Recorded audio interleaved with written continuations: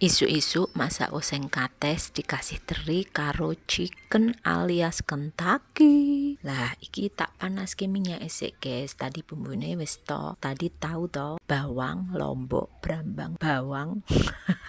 Mupeng-mupeng.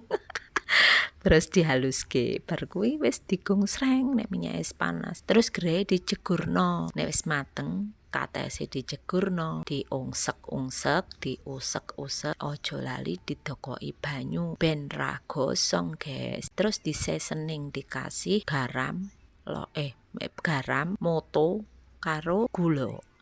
Lah bar kuwi diincipi ben ra kasinen. Nek wis rasane wis enak ya wis dienteni ditunggu sampai mateng. Tandane mateng kuwi katese nek wis empuk guys. Lah iki wis mateng tak tuang ning nggone mangkok siap dieksekusi. Lah anakku kuwi request kon gawekno Kentucky.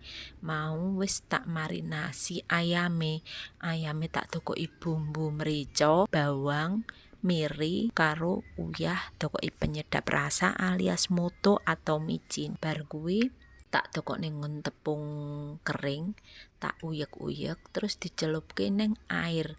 Air iki air biasa ya guys, nggak dikasih apa-apa.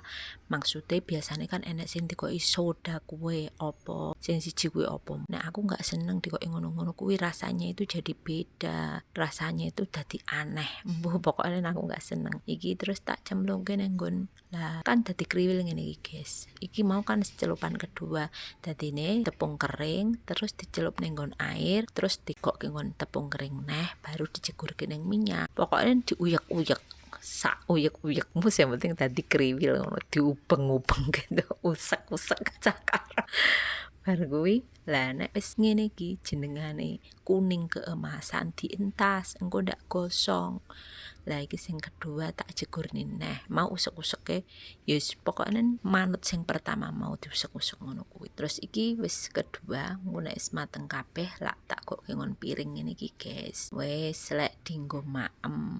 Nek jangane kurang pedes ojo lali nyambel korek. Terus iki nih ayame digeprek. Wah, mantep guys. Entekno sego.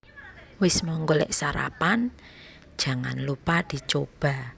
Pokoknya rasanya mantul guys.